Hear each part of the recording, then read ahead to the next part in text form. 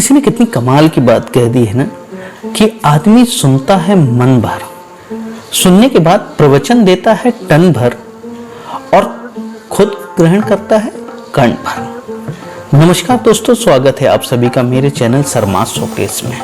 सरमाज showcase जहां पे आप सुनते हैं मोटिवेशनल यानी प्रेरणादायक कहानियां। तो आज मैं अपने इस चैनल पर बताने वाला हूं कि कैसे हमारे बड़े बुजुर्ग कहते हैं कि जो होता है अच्छे के लिए होता है।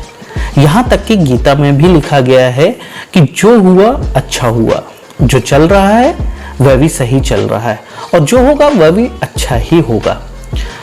कभी कभी हमको ये चीज समझ में नहीं आती, लेकिन जब हम जीवन की कुछ घटनाओं को देखते हैं तो हमें समझ में आता है कि वाकई में इन बातों में कुछ ना कुछ सच्चाई तो है। तो चलिए इसको समझने की थोड़ी सी कोशिश करते हैं।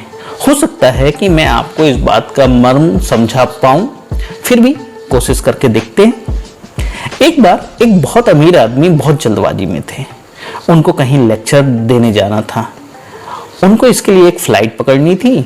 सो फटाफट अपनी आलीशान गाड़ी से उतरे, एयरपोर्ट के अंदर घुसे और वहां से उन्होंने अपनी फ्लाइट ले ली। जैसे ही फ्लाइट में बैठे उन्होंने तुरंत अपना लैपटॉप निकाल लिया और अपने आगे आने वाली योजनाओं की रूपरेखा बनाने लगे।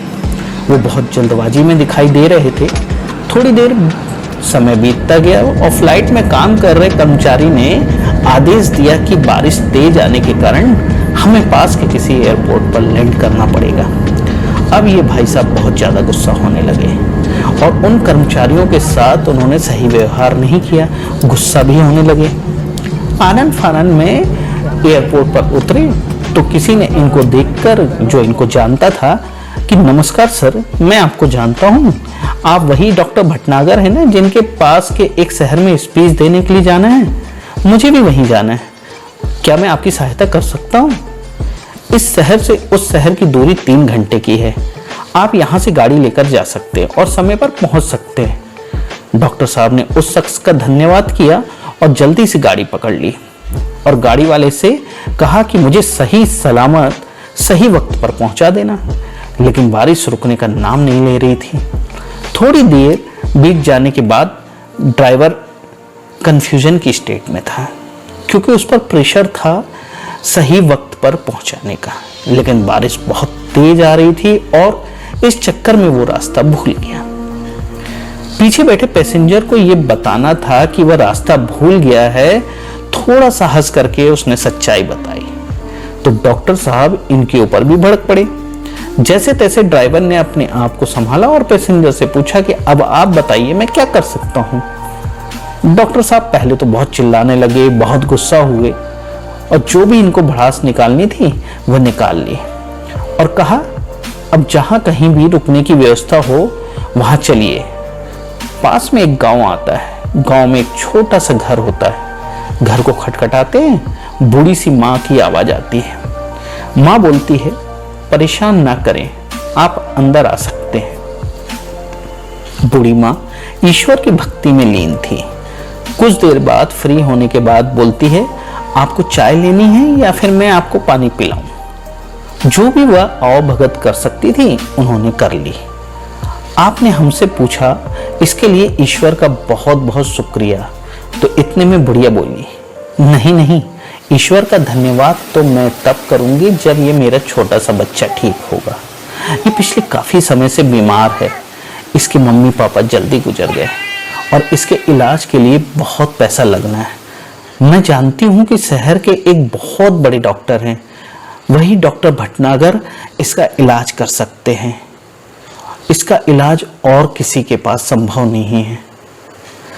अब आप देखिए कि कितनी मार्मिक स्थिति है कि डॉक्टर साहब को जाना था स्पीच देने, लेकिन आ कहाँ गए? एक झोपड़ी में उस बच्चे का इलाज करने।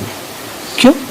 क्योंकि जब आप दिल से किसी चीज की आशा करते हैं ना, तब कहीं ना कहीं वो आपकी एक मुराद बन के पूरी हो जाती है। भरोसा हो अगर ईश्वर पर, सच्चे दिल से हर काम हो सकता है। इसलिए आस्था रखना बहुत जरूरी है।